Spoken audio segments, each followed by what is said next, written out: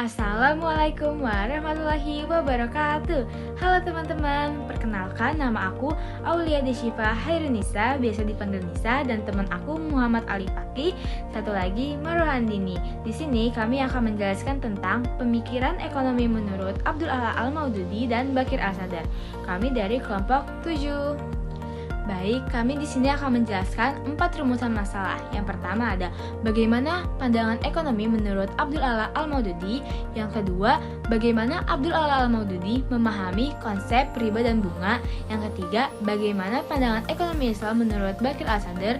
Dan yang keempat, apa kontribusi negara terhadap ekonomi menurut Bakir Al-Sadar. Selanjutnya, pemikiran ekonomi Islam menurut Abdul Ala Al-Maududi. Di dalam Islam, sistem ekonomi tertentu telah ditetapkan. Akan tetapi, hal ini tidak berarti bahwa Islam telah membentuk sistem baru. Lengkap juga permanen bersama berbagai sejumlah detail. Jika tidak dilihat ke atas, Islam sama halnya menentukan beberapa rancangan tidak ditunjukkan oleh Islam dasar atau peraturan dasar yang disitu akan membentuk kita untuk melakukan penyusunan suatu rancangan yang lebih sinkron dan akurat di setiap masanya. Jadi, sesuai dengan disebutkan di atas, maksud global dari yang dijelaskan tadi bisa terlihat maksud juga dari Al-Quran dan Al-Hadis yang melakukan pengaturan berbagai aspek dalam hidup sebagaimana seharusnya. Selanjutnya ada prinsip-prinsip dasar ekonomi Islam menurut Abdul Ala Al-Maududi. Yang pertama, hak milik pribadi dan batasannya. Pada perihal kepemilikan, Islam tak melakukan pembagian hartanya terhadap yang dipunyai pada produksi serta pelanggan serta konsumsi maupun membentuk ataupun tak memberikan penghasilan. Namun, Islam membedakannya menurut kriteria diperolehnya yaitu dengan cara haram maupun halalnya, serta dilakukan pengeluaran pada jalan kehalalan serta keharaman. Yang kedua, distribusi yang adil. Aturan terpenting pada perekonomian Islam telah menciptakan sistem pendistribusian secara berkeadilan dibandingkan pendistribusian kekayaan yang merata. Yang ketiga ada hak sosial. Hak-hak sosial dan kekayaan pribadi dihubungkan oleh Islam dalam banyak hal, yang salah satunya adalah bahwa siapapun yang memiliki lebih banyak kekayaan wajib menyumbang kepada orang yang dicintainya sendiri yang tak mampu melakukan pemenuhan yang dibutuhkan kehidupan. Yang keempat, zakat.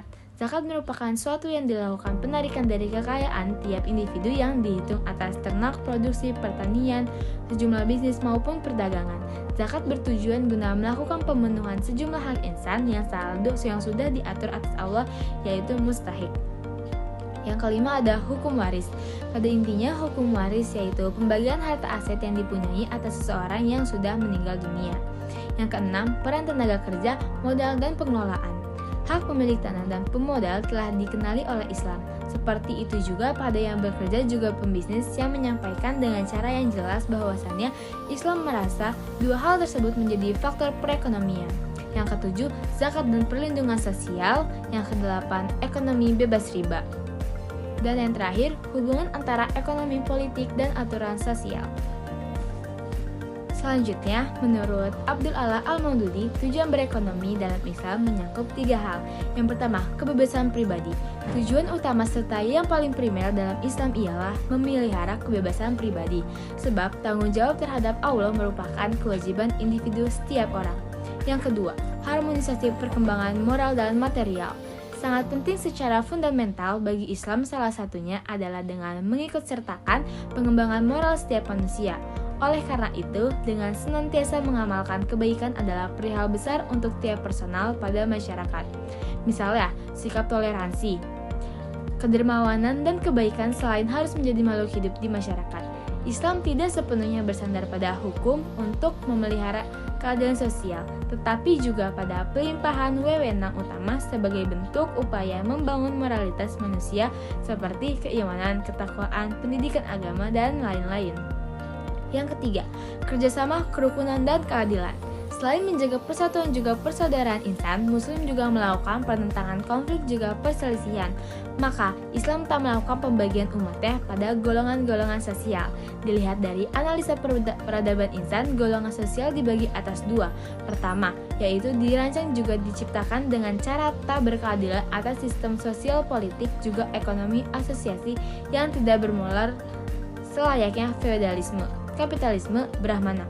Padahal Islam tak membangun golongan sedemikian juga, apalagi menghancurkannya. Golongan selanjutnya yaitu golongan yang diciptakan dengan cara alami dikarenakan saling memberikan rasa hormat, juga bedanya kompetensi maupun keadaan orang. Oke, baik, saya Marwan Dini akan melanjutkan pembahasan yang sudah dijelaskan oleh pemateri sebelumnya. Yang selanjutnya yaitu memahami konsep bunga dan riba serta relevansinya pada saat ini menurut Abdul A'la Al-Maududi. Nah, teori bunga Abdul A'la Al-Maududi ini sendiri tuh mempunyai cara kerjanya tersendiri dan juga menawarkan kritik yang masuk akal terhadap teori rutinitas. Nah, membahas aspek negatif bunga dari kemaslahatan dan menyoroti kesejahteraan itu, yang pertama itu ada aspek negatif bunga. Sebenarnya tuh banyak perbedaan pendapat gitu, mengenai tujuan bunga itu sendiri yang seharusnya tuh apa gitu. Tetapi ada sebagian orang mengeluarkan opininya bahwasannya bunga itu ialah bentuk suatu harga. Nah, namun hingga saat ini tuh belum jelas tujuan bunga sejatinya itu untuk apa gitu. Sejumlah tokoh institusi bunga memperoleh hal sulit yang guna menerapkan kesepakatan pada permasalahan tersebut. Gitu. Nah, selanjutnya itu ada teori piutang menanggung resiko. Pelopor teori menegaskan bahwa kreditor itu menanggung risiko karena meminjamkan modalnya. Nah, ia sendiri itu menanggung keinginannya untuk memenuhi keinginan orang lain. Ia meminjamkan modalnya yang mestinya dapat mendapatkan keuntungan gitu. Namun jika piutang menggunakan modalnya itu untuk memenuhi keinginan pribadinya, ia harus membayar sewa yang merupakan kompensasi dan dari penanggung risiko gitu. Lalu yang selanjutnya itu yang kedua itu ada teori pinjaman memperoleh keuntungan. Lalu selanjutnya teori yang ketiga itu adalah teori produktivitas modal.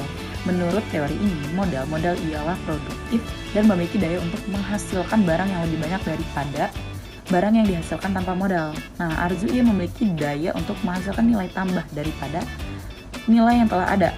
Sedangkan bunga merupakan imbalan atas pelayanan produktif tersebut atas modal kepada pinjaman dalam proses produksi. Kemudian Al-Maududi ini mengatakan bahwasanya produktivitas yang melekat pada modal itu adalah tidak beralasan, karena modal hanya akan produktif bila dikelola oleh orang yang berkompeten mendatangkan keuntungan dan digunakan untuk bisnis yang produktif gitu. Next.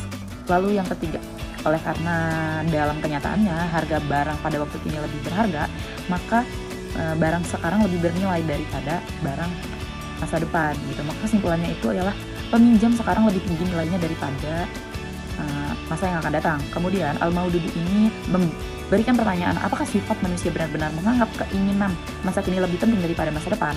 Jika demikian, lalu mengapa banyak orang yang tidak menghabiskan seluruh uangnya di masa sekarang, tetapi senang menyimpan uang keperluan masa depan? Segala usaha manusia kini dia arahkan untuk kehidupan masa depan yang lebih baik.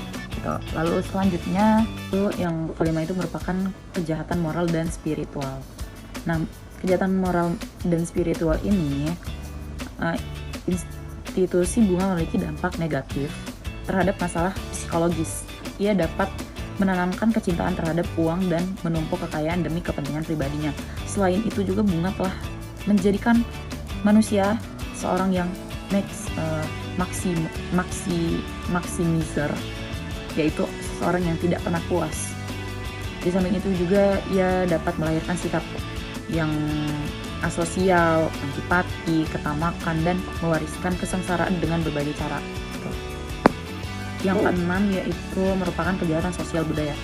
Institusi bunga menyebarkan rasa kebencian dan egois yang merusak semangat mengabdi kepada masyarakat yang tidak membantu pertumbuhan masyarakat. Baik, di sini saya akan menjelaskan tentang pandangan ekonomi Islam menurut Bakir As-Sadar.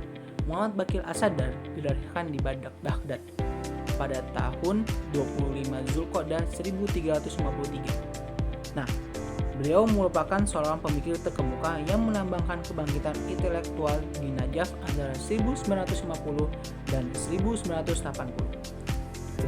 Kebangkitan ini sangat berpengaruh dalam aspek politik di kawasan Najaf dan Timur Tengah pada umumnya. Namun, Bakir As-Sadar bersama saudara perempuannya yang bernama Bin Al-Huda sekitar tanggal 8 April 1980 merupakan titik puncak yang tertantangan terhadap Islam di Irak. Dengan meninggalnya Sadar, Irak kehilangan aktivis Islam yang sangat penting. Artinya, pada tanggal 8 April 1980, beliau dieksekusi mati. Baik, di sini saya akan menjelaskan tentang kontribusi apa aja sih di negara terhadap ekonomi menurut Bakir As-Sadar. Nah, di sini ada 5 poin. Yang pertama itu negara sebagai pengatur dan pengendali ekonomi. Yang kedua, mengarahkan sumber daya alam untuk kepentingan umat. Yang ketiga, menjamin kepastian hukum dan kebijakan ekonomi yang adil. Yang keempat, peran negara dalam mendorong investasi dalam pembangunan ekonomi. Dan yang kelima, kebijakan distribusi pendapatan untuk kesejahteraan sosial. Artinya, dari 5 poin ini, posisi menurut Bakir As-Sadar ini, negara harus mengedepankan ekonomi Islam dan yang berjunjung kesejahteraan sosial dan menjunjung falah. Ya, baik, di sini yang terakhir adalah kesimpulan. Jadi, keduanya ini memiliki pengaruh besar dalam pemikiran kontemporer, memberikan tentang bagaimana prinsip-prinsip Islam dapat diterapkan dalam kehidupan masyarakat. Al-Maududi menginspirasi banyak gerakan politik, sedangkan As-Sadar berkontribusi dalam pengembangan teori ekonomi Islam sebagai alternatif yang adil dan berkelanjutan. Mungkin itu saja yang bisa saya sampaikan. Kurang lebih mohon maaf. Wabillahi taufiq wal hidayah. Wassalamualaikum warahmatullahi wabarakatuh.